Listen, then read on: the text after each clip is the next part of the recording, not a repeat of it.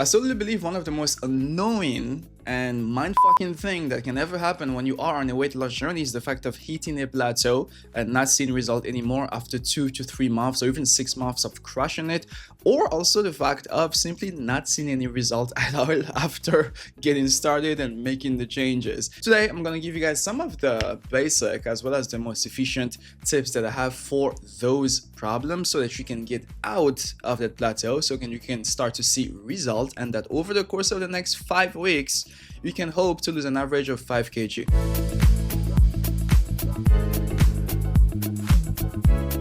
Before I dive into today's episode, guys, this is a very new channel. If you have scrolled through my YouTube or my Apple Podcast or the Red Circle website, then you know that this channel is super virgin.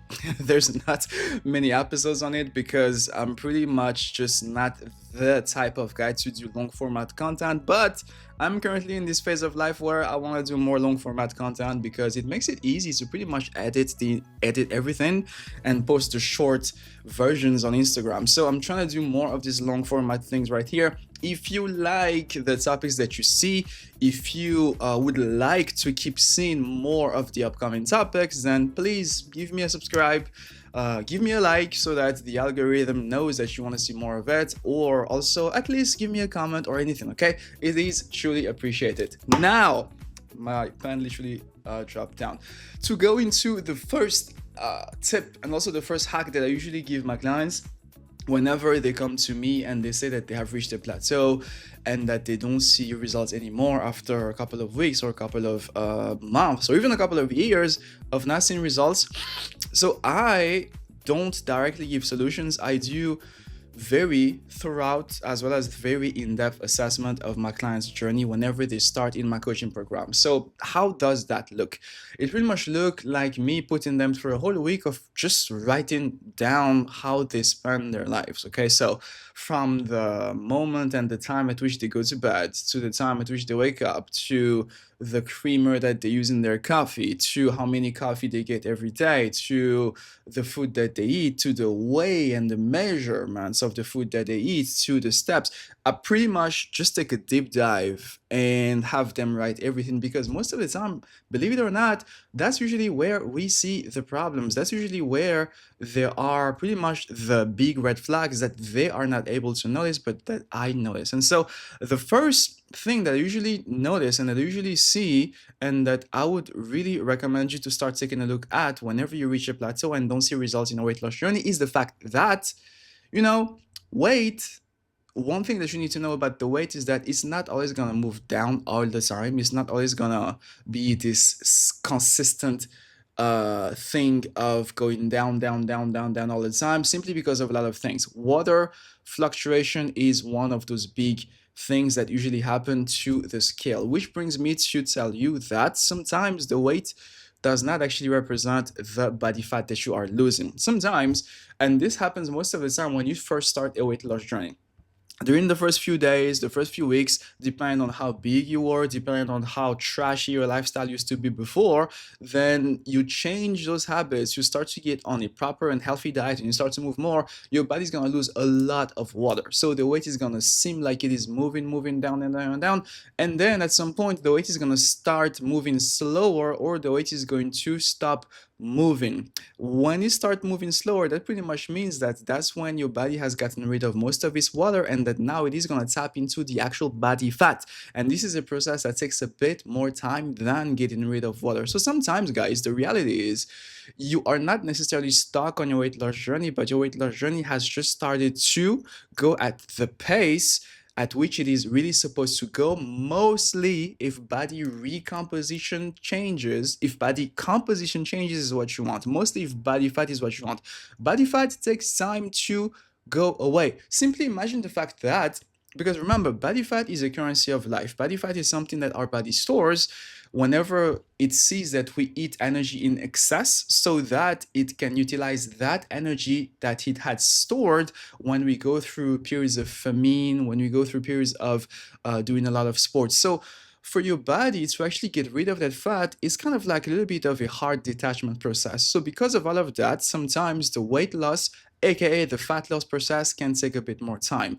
And this brings me to the next hack, which is to pretty much start tracking more than just your weight loss. This is the big thing that I want you to take notes of.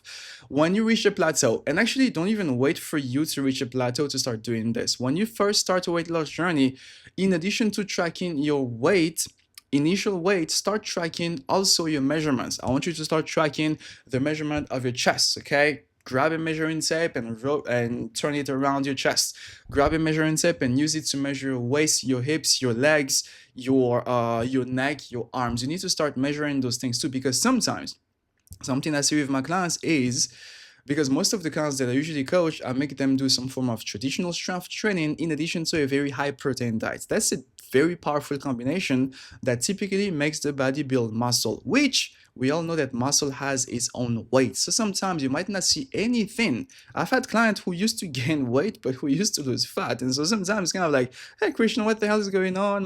The weight is not moving, the weight is increasing, but the measurements are decreasing. And that right there tells you that you are in the it's actually the best situation to be in, because that's typically what we call body recomposition, which means you are literally losing fat and building muscle at the same time. So stop obsessing too much on the weight scale, mostly if you have hit a plateau. When you hit a plateau, or simply when you just struggle to see results, start to look at all the other metrics of your journey, such as the measurements. And also the next thing is going to be body composition pictures. You need to start taking pictures of yourself. Measurements, firstly, you need to take them every 7 to 15 days, because that's usually the pace at which your body is able to make changes if your diet is actually a very optimal diet. The second thing that you need to start doing is to start taking pictures of yourself. Okay, so start taking half naked pictures, facing in front, on the side, and then behind.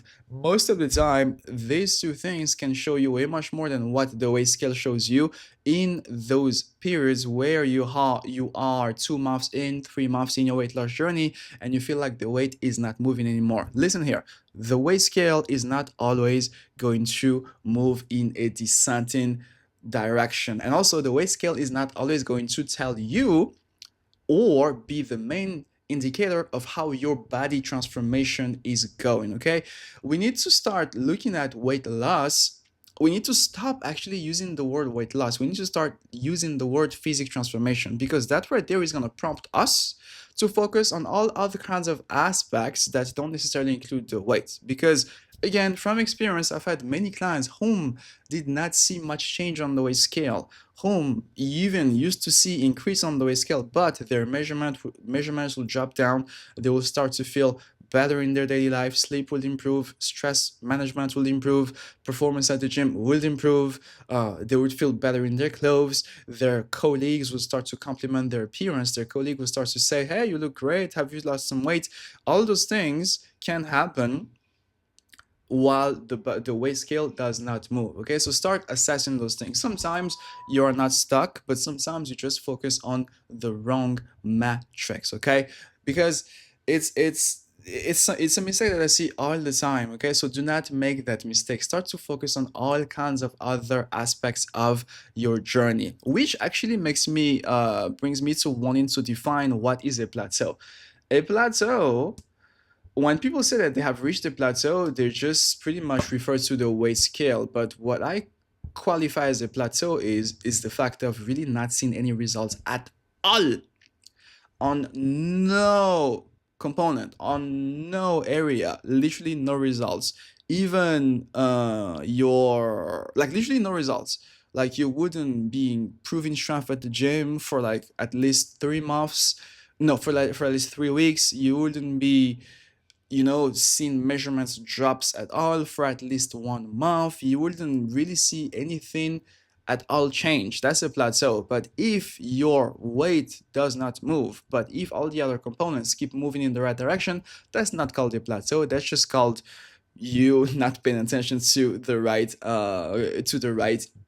metrics, which brings us to the second hack that I typically give. So let's suppose that, okay, you have really assessed your measurements, you have assessed your physical composition picture, you have assessed your weight, and that really nothing has moved at all for at least a month, which by the way, you have to see if really there's no change at all for an entire month on any of those things. You cannot just, weigh yourself every day for a week and decide that you have reached a plateau simply because you haven't seen any change during that week. Be realistic, okay? Give yourself more time. And again, track more of just the weight. In order for you to confirm if you are really in a plateau, and in order for the next hacks that I'm about to give to actually work, you need to track your body weight every day, track your measurements every 7 day, and track your physical composition differences. Take pictures and compare the difference between day 1 to day 30, and then put all of those things together and try to really see if there was really no results over the course of a month. Okay, and if really there's no result, then this is the moment where I start to take a deeper look into my client's nutrition, my client's activity, and pretty much my client's recovery and stress levels. So nutrition, firstly, one of the biggest thing that I see is that, sometimes people uh, healthy eat their way to weight loss, meaning that, they used to eat processed food, a lot of processed food, and then they start to eat healthy. They start to eat cleaner food. They start to eat, let's say, avocado. They start to eat, broccoli. They start to eat more brown rice and those kinds of things, and that does the trick, and that helps them lose the weight because they're obviously the healthy food have way lesser calories and naturally make people eat lesser compared to eating a lot of processed food. And so they lose the weight, they lose the weight, they lose the weight by clean eating and then pretty much by mindful eating all the time, and then they stay stuck. And this is pretty much where I start to tell my clients that, hey, okay, cool, I know what you were eating in terms of the healthy food, I know that you are making the changes, but if we look at the pretty much the golden rule and the law, the universal law of weight loss, it's still a matter of calories in versus calories out. So the next thing that I usually do whenever I see that my clients are eating healthy food but not losing weight is I then start to take a very neurotic, a very deep and precise look into those healthy meals that they have, and I have them track the calories that they consume. Most of the time, and this is something that usually confuse people. You know that salad with avocado, with peanut, with pumpkin, with bacon, with croutons, with a bunch of healthy things put together, that salad can already be worth 1,000 calories. So you in your mind will think that you are eating healthy, but from a quantity perspective, you are eating more calories than what you need. Okay, I always have a laugh because sometimes, obviously, I post a lot on social media about calories and pretty much paying attention to the amount of food that you consume. And then I always have those people who tell me, hey, calories don't matter, simply eat healthy and you'll be fine. Calories do matter. You cannot, let's use some common sense here. Are you going to eat 10 kgs of avocado every day and hope to lose weight simply because you are eating healthy food? Or are you going to eat one piece of banana a day and nothing else and simply call that nourishing your body? No, there has to be a certain amount of that food that you eat every day to make sure that your body receives and gets the fuel that it needs. So the same thing goes with weight loss. The amount of food that you consume, despite it being healthy or unhealthy, has to, be assessed because our bodies all have their own limits and our body all have their daily needs in terms of the calories that we bring to them through food. Okay, so it is important, if you have hit a plateau, to start looking at your nutrition more closely by trying to assess your caloric intake. And nowadays you can calculate your caloric intake with different methods. The first method, obviously, is to use a calorie counting app, which is called MyFitnessPal or Chronometer or any sort of calorie counting app, really. There are tons nowadays. The second way is to pretty much take notes of all the foods that you eat and try to weigh them, weigh everything, and then just put them into ChatGPT and have ChatGPT give you an estimate of how many calories you are consuming, okay? And then after you figure out how many calories exactly you have been consuming, and this happens with me most of the time, after I look at how many calories my client consume while eating healthy, I realize that if we look at the daily calories that they should consume for weight loss, then what they consume through all those healthy meals is still a lot, is still a caloric surplus. So this is usually why people get stuck and not seeing result even while eating healthy. It's because sometimes they overeat healthy. And from a caloric and energy balance perspective, your body doesn't care about how what you eat, to be honest, when it comes to weight loss. Okay. There's this thing, there's even studies done on the topic. There's this guy who went on what we call a Twinkie diet, which means that the guy, for I believe 12 weeks, he kept eating processed foods, all kinds of snacks, sugar, McDonald's, and really nothing healthy at all. After 12 weeks, okay, so the additional detail is that he also made sure that he was in a caloric deficit. After the 12 weeks, he lost weight. His cholesterol decreased, which is crazy, even after eating those unhealthy crap.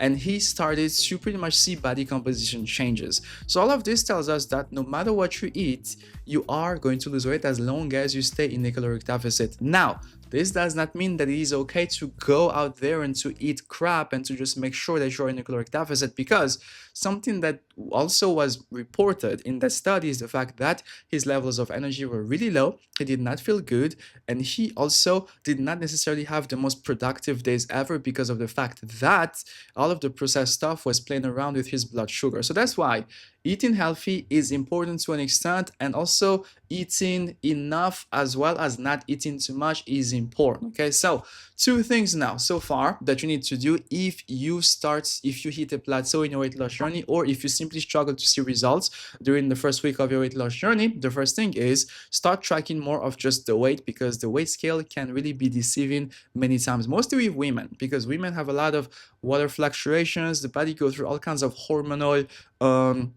ups and downs during the month, which usually is driven by estrogen, which we know estrogen is one of those hormones that is usually responsible for water retention. Okay, the second thing that you need to do is start tracking your nutrition very closely. Start to be aware of the quantity that you eat, and then simply start to eat lesser than that initial quantity, and you should start seeing results. Now the third hack is to look at your level of activity. And when I'm speaking about the level of activity, it's not just the workouts that you do. I actually don't even care if you work out or not. I look usually at my clients' daily step count. Sometimes you would have someone who already does it all, someone who does not miss a workout, someone who does not miss a meal, who hits their macros and their daily calories every day, someone who sleeps enough, someone who, pretty much has everything well taken care of, and who checks all the boxes, someone who does not drink. But the problem with this person is that for the entire day, the workout that they do is the only time that they leave their couch. But for the rest of the day, they stay at home, they have a desk job, they don't move, they don't do anything at all. Their average daily step count is about 2 to 3,000 only. And let me tell you guys, this is literally one kind of like one of the most magic trick that I always use with my clients, because my clients, when they come into my coaching program, they always believe we are going to start some form of workout, we are going to start some form of fancy thing, supplements and whatever. And sometimes I just tell them, hey, let's start to wake up in the morning, get some sunlight outside for 10 minutes to 30 minutes. Let's start going on a quick stroll after we finish lunch. Let's spend a little bit of time on the stairmaster or the elliptical before we start our workout session. Let's go on a walk after we finish dinner. Let's just do that and nothing else. And just by doing that, we can already start walking 3,000 to 5,000 extra steps every day, which it has, depending on how healthy your body is, how your metabolism works, it already is going to burn a lot of calories. So, and that pretty much does the trick. Sometimes you are already consuming the exact amount of calories that you should be consuming, but sometimes it's the calories that you burn which are not enough. And I like to utilize the steps and the daily life movements, because it's something that is not intimidating. It's something that people hear and people don't feel like, I'm gonna have to spend extra time to commute to go to the gym, I'm gonna have to fit this into my schedule, I'm gonna have to find motivation, etc., etc. I like to utilize the steps, okay, because also most of the time people don't really struggle with going to the gym. So the third hack right here is to look at the level of calories that you burn and to start moving more. Okay, so normally, really, guys, after just doing those three things, you should start losing weight. Okay, but if you still do not see results, then this is the moment where you need to reverse think. The people who really don't see results at all, despite No, actually, not despite, but after they have spent a long period of time dieting, being 80% consistent and being 80% very religious and disciplined with their diet, being 80% consistent and religious, and always showing up for their workout and pretty much nailing everything, and whom used to lose a lot of weight for 3, 6 months, are the people who might have hit what we call metabolic adaptation. Metabolic adaptation is pretty much the fact that your body, again, going back to the start of this podcast, we know that losing fat is something that your body does not really like. So when you keep losing fat for a long period of time, your body already does not really like that. If in addition to that, you eat lesser food than what your body's usual baseline is, because that's what a caloric deficit is the fact of seeing what your body usually needs every day to maintain everything functioning and intentionally decreasing that.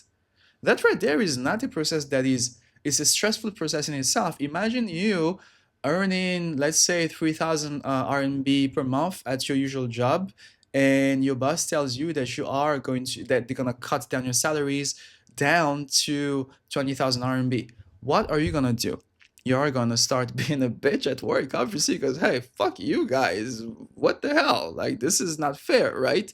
And then also whatever, because you basically don't have a say at your job anyway. You're gonna keep working, but you're gonna start doing a less better job. You're gonna start being less involved in the meetings, and you're pretty much gonna start being a bitch to all the other colleagues as well, because with time you will realize that you are the only one who got cut and that everybody else, you know, kept their salary. And the same thing happens when your body is put through a phase in which it is getting lesser food than the usual. It's gonna start slowing things down in terms of whatever it does in the company, meaning inside the body. It is going to start burning lesser calories. It is going to start decreasing its hormones of fat burn. It is going to start decreasing its abilities to create muscle. That's what we call metabolic adaptation. It's the fact that your daily workouts, your caloric deficits, and mostly if it's very low caloric deficits, if you are just eating salads and proteins and no carbs and low fats every day,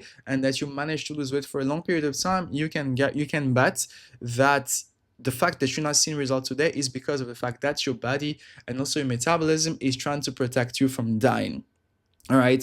And the way for you to get out of that is to do what we call to restore homeostasis. I'm being fancy and nerdy here just to show you that, I know my shit and I studied my shit. But to make this really simple, it's the fact of eliminating stress, eliminating the inflammation, and start to send well-being signals to your body. So well-being signals to your body can be done in many forms.